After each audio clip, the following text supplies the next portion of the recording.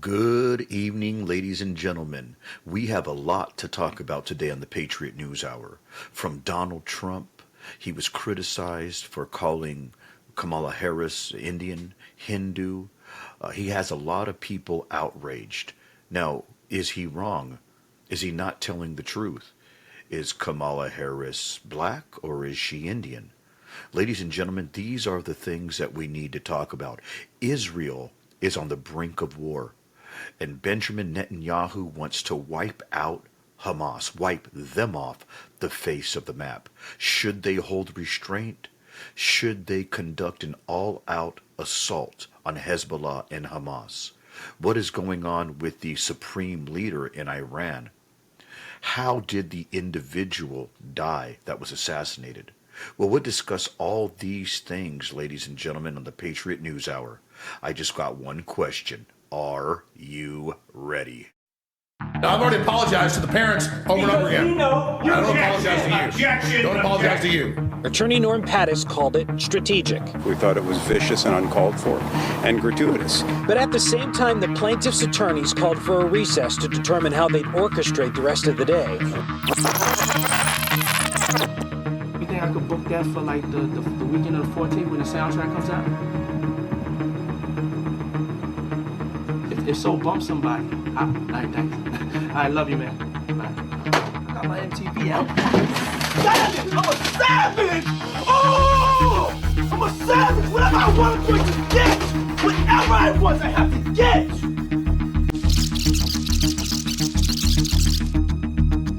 And you're confident on these cases. You don't think you're going to be behind a defendant table throughout the entire campaign, crippled and unable to campaign? You know, if I am, it's going to show what a fake deal it all is. It's all fake. It's all just fake stuff. Do you want it televised? In order to interfere with the election. This was election interference at the highest level. One person responsible for this nightmare, and he's acknowledged it and he brags about it, Donald Trump. Chief White House correspondent Mary Bruce traveled with the president. Good morning, Mary. 2020 rape conviction against former media mogul Harvey Weinstein was thrown out by New York's highest court today. Now to another big headline. Arizona's governor plans to sign a bill today repealing a 160-year-old abortion ban.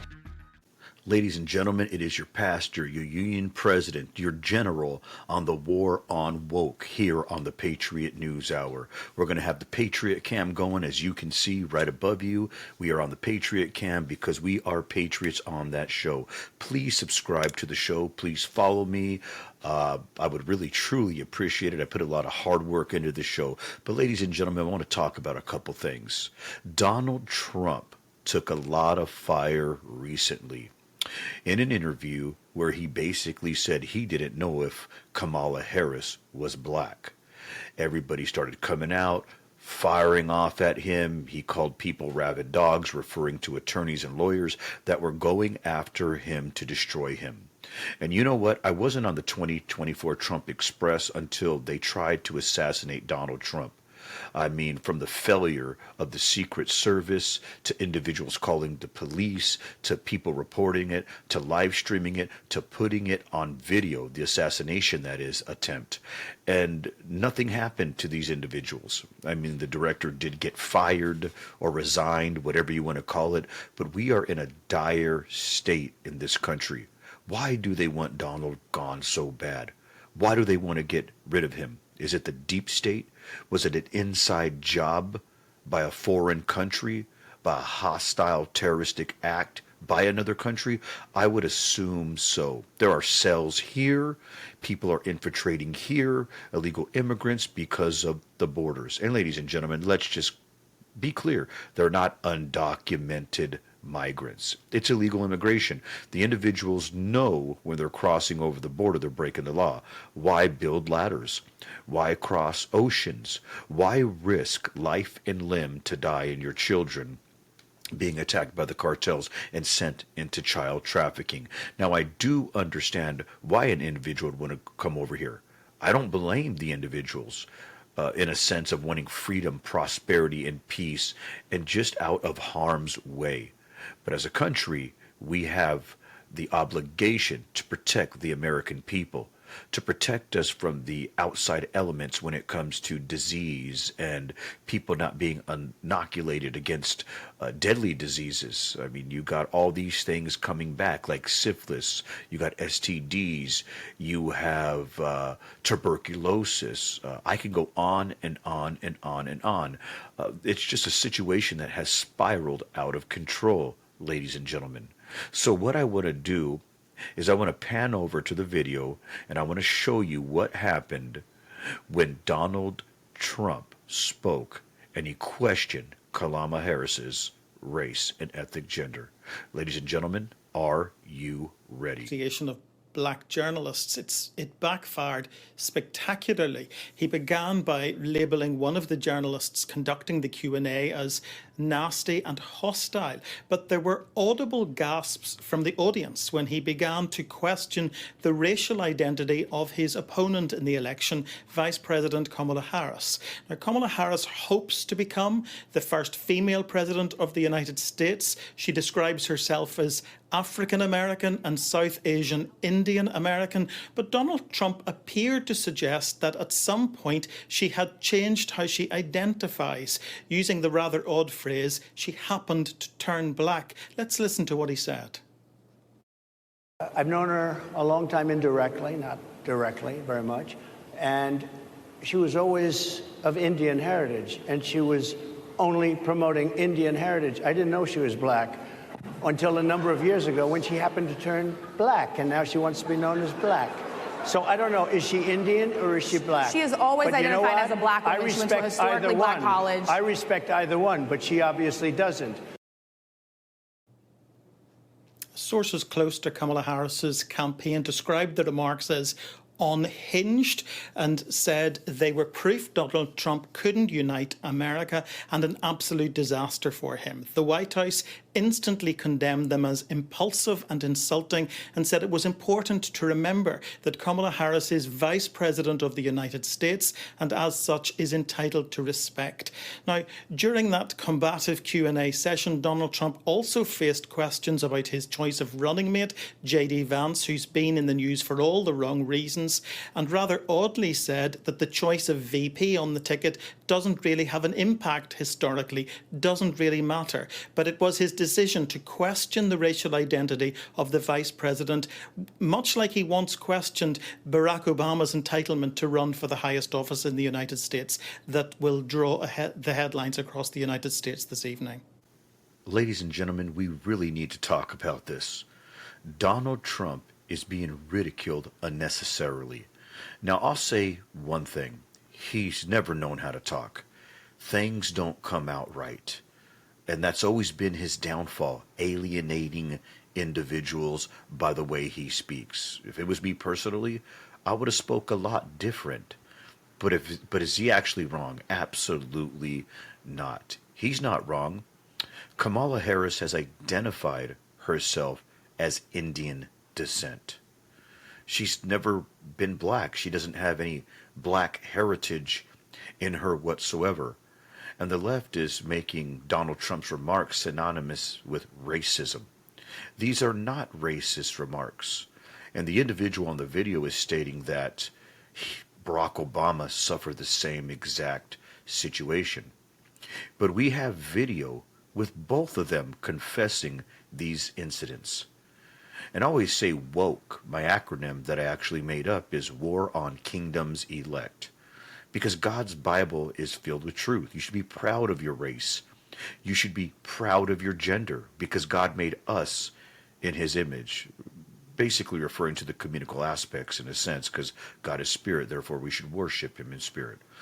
But I'm digressing. Besides that, ladies and gentlemen, the left says you can be whatever you want, whenever you want, and identify yourself as whoever you want, which is absolutely 100% absurd. And me personally, as an independent with conservative values on the Patriot News Hour, I take extreme offense to that.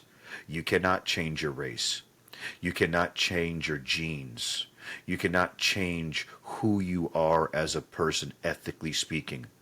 It's just wrong. Once we cross that line, the pedophiles are going to have a field day. I mean, what is beyond grasp for the insane? What's beyond the grasp for the wicked? Nothing. Everything's going to be on the table, ladies and gentlemen. And that's why I call myself a general on the war on woke. We become so hypersensitive in this country. We become so woke. We've become so tolerable. All truth has been eliminated.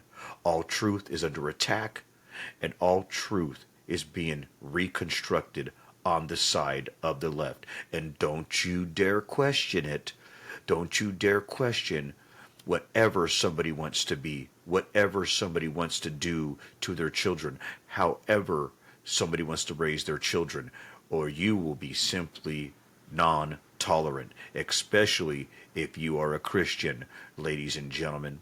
So what I want to do is pan over in the audio so you can actually hear from Kamala Harris herself. Oh, and FYI, ladies and gentlemen, my wife is black, okay, so I can speak on this issue. I really want you to pay attention to the video and see what is happening and judge for yourself.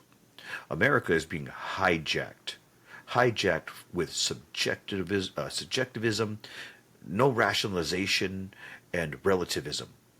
And it's become an absolute mad philosophy on the left. Ladies and gentlemen, pay attention because you need to educate yourself. Actually, Kamala Harris should be proud that she's Indian.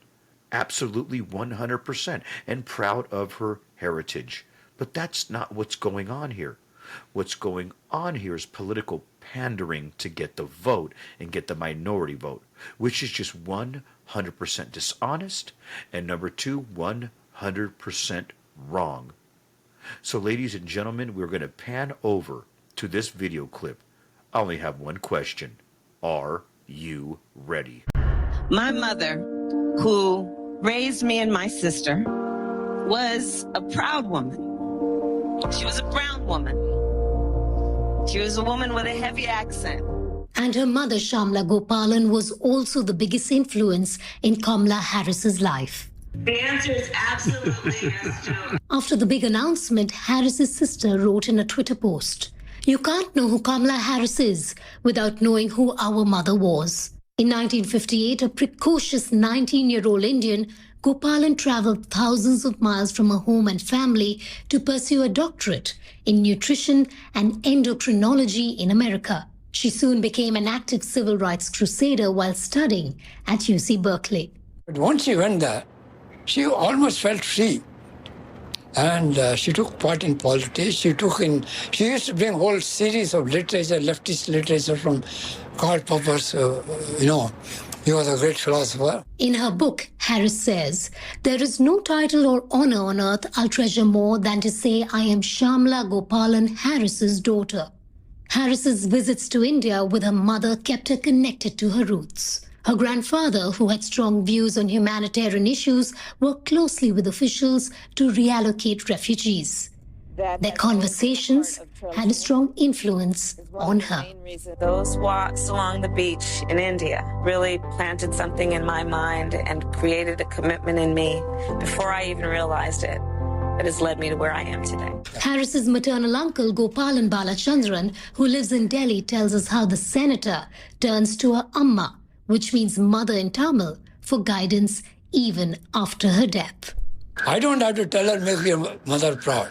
She said, what are you telling me? Everything that I do, I ask myself, would Amma approve of this? Kamala in Hindi means lotus flower and is an important symbol in Indian culture, rooted deep in the bottom of the river. Very similar to Harris's Indian identity, which she wears on her sleeve. There's no doubt that the primary source of learning for Senator Harris was from her mother's experiences and the conversations that she had with her maternal grandfather when she visited India, which was very often accompanying her mother, or when the grandparents would visit them in America. Back to you, Rosemary. So there you have it, ladies and gentlemen. Is Kamala Harris black Or is she Indian? Well, she said it herself. CNN said it themselves. She's actually Indian. She has no black ancestry. So what is going on here? What are people so enraged and indignant and angry about at Donald Trump for? This is ridiculous. The left has gone so far, they can just change their race with the snap of a finger.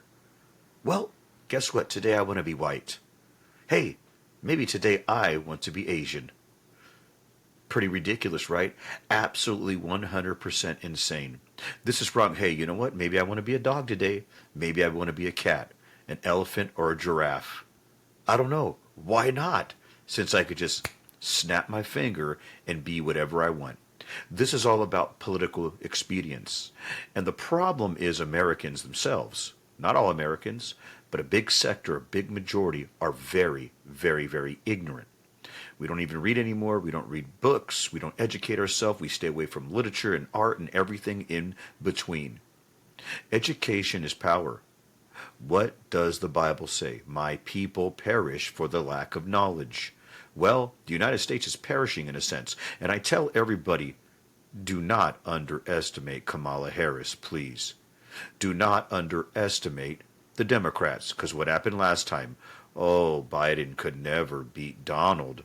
Trump has it. He has the cat in the bag, so to speak. And look what happened. Illegal immigration and everything in between. Proliferation of crime, women getting raped and killed.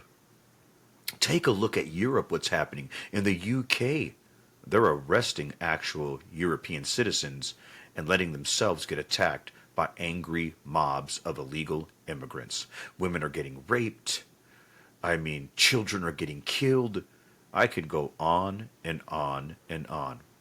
I'm not here on this show using hyperbole, trying to scare any of you. But what I am doing is telling you the truth and sounding the alarm, ladies and gentlemen. So there you have it. Do I take offense that Kamala Harris came over here? Absolutely not. She's an American. She's a citizen, Kamala Harris. 1,000 million %. She should be proud of her heritage. Look at my family. I am a descendant from Mexican heritage, right? I come from Mexico, so to speak. That's where my gene pool resides, and I have no problem confessing that.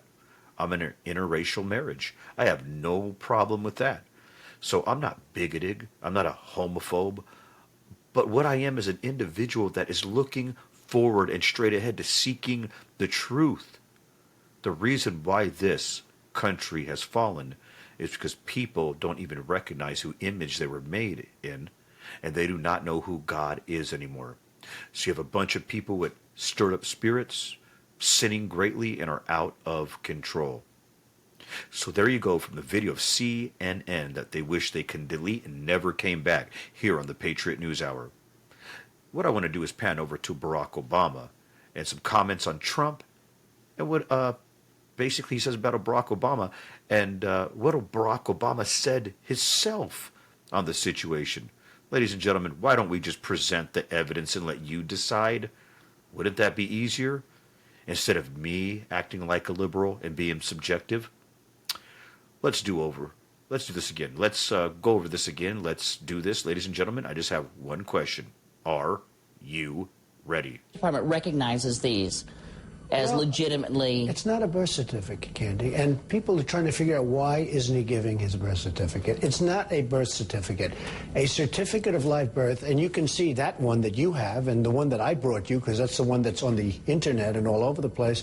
It doesn't even have a serial number. It doesn't have a signature. It doesn't have a signature. One that I saw on television has a stamp, but that's not because a signature. Right, but that's how they Excuse me, but that's not the one that they were showing to everybody. And I just say very simply, why doesn't he show his birth certificate? Why has he spent over $2 million in legal fees to keep this quiet and to keep this silent? When I listened today to the tape of the grandmother And she was saying he was born essentially in Kenya, and then all of a sudden, don't forget, this is when Barack Obama was hot as a pistol because it looked like he was going to get the nomination, and they had a lot of people, a lot of handlers in there, and all of a sudden you hear people all over the room, no, he was born in Hawaii, he was born in Hawaii. But she didn't say that. But they said it was a misinterpretation. Excuse me, they drowned her out. She was like, there were a lot of people in that room, and she said Kenya, he was born right here, and then they started saying, screaming, no, you mean Hawaii, you mean Hawaii. There's a lot of crazy things. Look, I don't like to talk about this issue too much because I really would rather talk about China. I would really rather talk about what OPEC is doing to destroy us. I would really rather talk about other things. But I'll be honest with you. I started this, and I heard the question for the first time 4 weeks ago. And I assumed, although I had heard about it for years, I assumed that he was born in the United States, meaning in Hawaii. I assumed that. The more I go into it, the more suspect it is. Two quick things here, Elliot. One is that there is a certificate of live birth that has the stamp of the state of Hawaii and a signature on it that is out there. Number of people have gone there, have checked it out. The tape recording he's talking about, an interview with Barack Obama's grandmother on his father's side, where she, according to those in the room, mistakenly misunderstood what was going on in the interpretation. A lot of people say, listen, you know, she didn't understand. He was born in Hawaii. Others say, no, she said the truth. So it's the kind of thing I said to him, this is going to go on for, this is a conspiracy theory. This is going to go on for 20 years. And he said, but it shouldn't. So he's found this issue. He certainly is writing it. We talked about a lot of other things, Libya and the economy, but this is something that he has grabbed onto. It's made him quite popular among those within the Republican Party who believe this. And he is not to be deterred, no matter how much evidence you put out there. He thinks there is more to this, despite, you know, sort of paper after paper that you show him.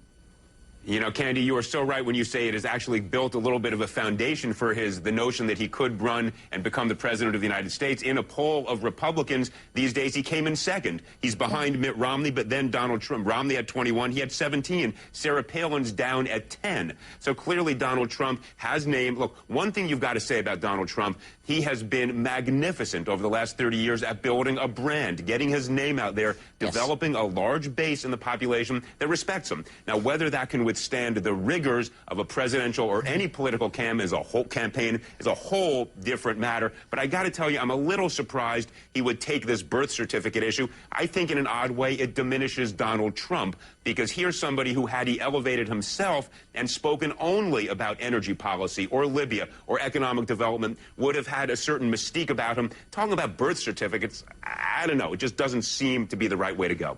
Well, you know, I tell you, any number of Republicans have publicly said, get off of this. You know, this is, not a winning issue for Republicans. And I asked him that. I said, listen, there are people out there, Republicans, who really, if you want to talk conspiracy theories, who say, first of all, this is just to talk to the voters, the conservative voters in the primary process.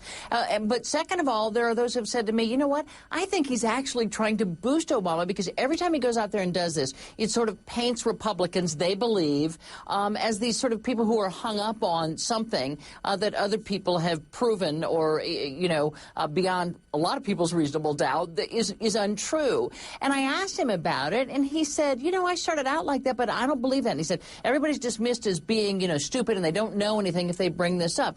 I agree with you, and he's very good on other subjects. We talked about OPEC and China and Libya and other things. He has a very, and this surprised me, he's a very populist voice. I can see his message about, you know, why are we fighting wars for other countries? I mean, that's also a big theme of his. You know, and I can see it taking hold. So it's interesting. But if the idea was, I want to reach those conservative voters who might look at me askance otherwise, certainly the polls would indicate that he's done some of that. But you know, polls, a lot of it's name recognition. It's early on. Absolutely. Maybe I'm not an American citizen. Some people said, he has a forged birth certificate. Well, first of all, it's true, I'm not American. I was not born in Hawaii.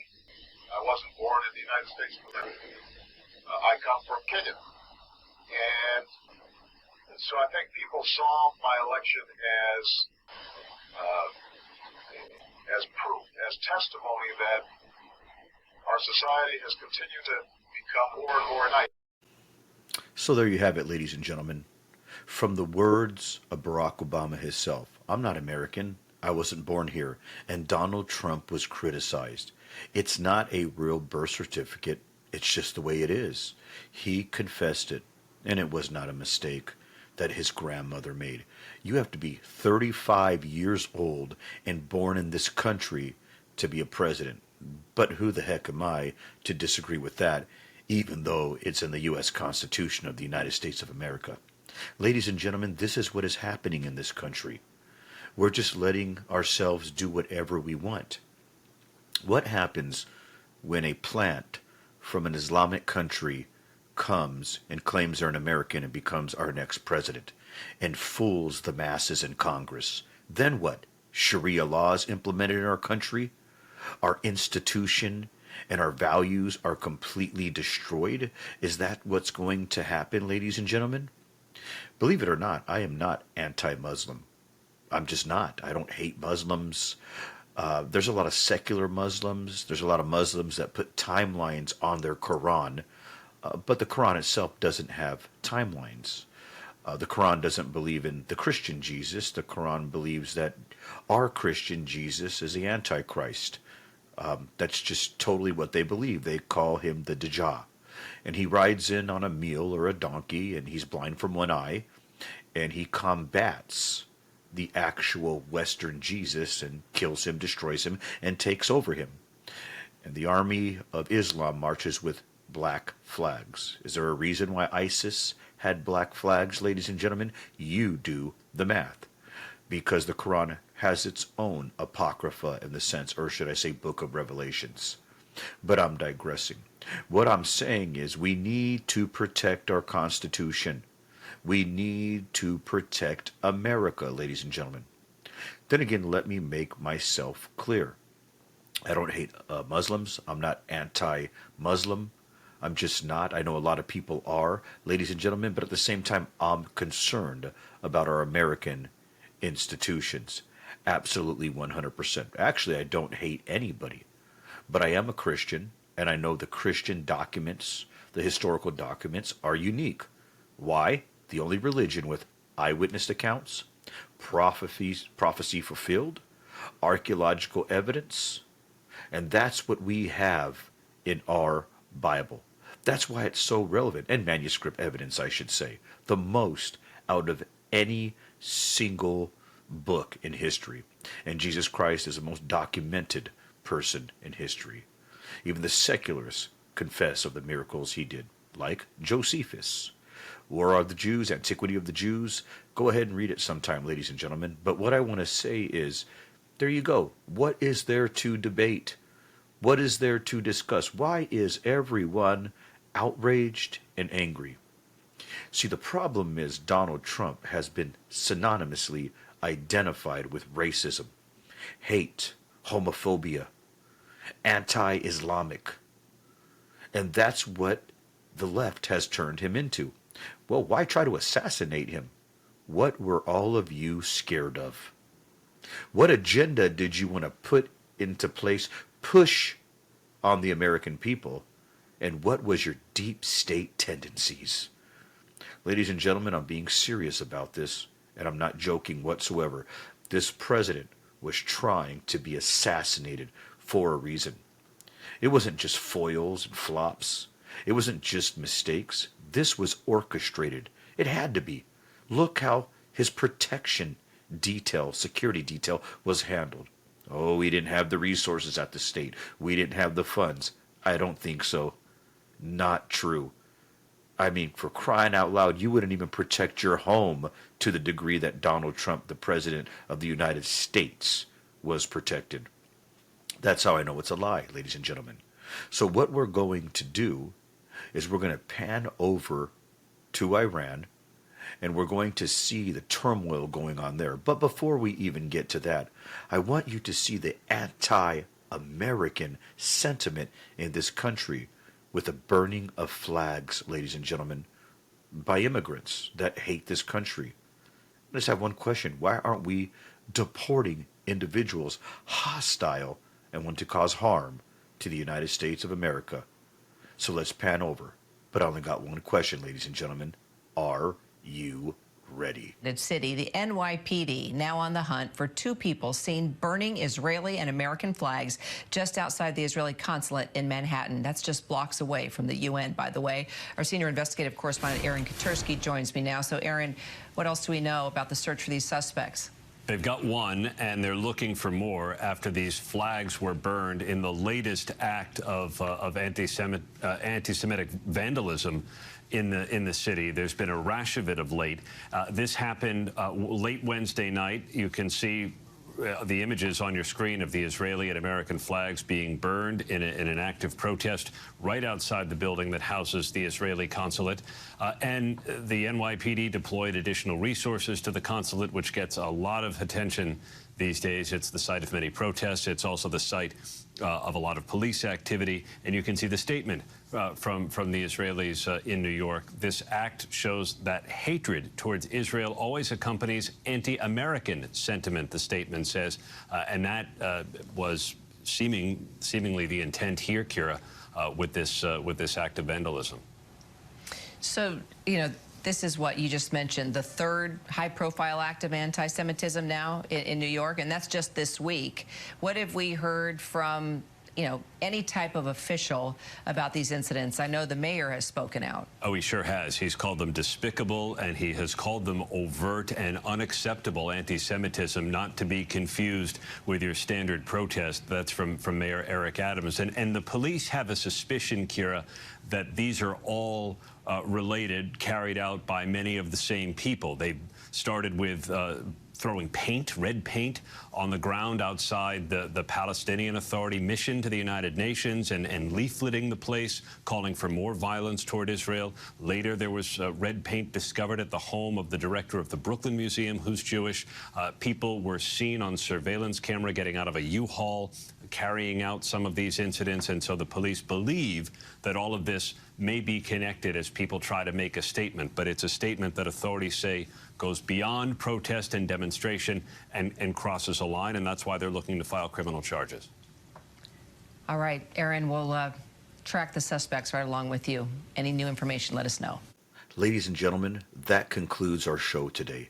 We just don't have enough time to squeeze all the news in, and if we did, we wouldn't have much to talk about now, would we? But I wanted to get into the situation about Iran and Israel and what that means geopolitically. Is America going to be dragged into the war? What's that going to mean for our economy? How much are we going to be on the hook for monetarily, so to speak? Is it going to affect inflation? Is the war going to come home to us, ladies and gentlemen? These are some issues we're going to discuss on the next show here on the Patriot News Hour. But until then, God bless you and God bless the United States of America. It don't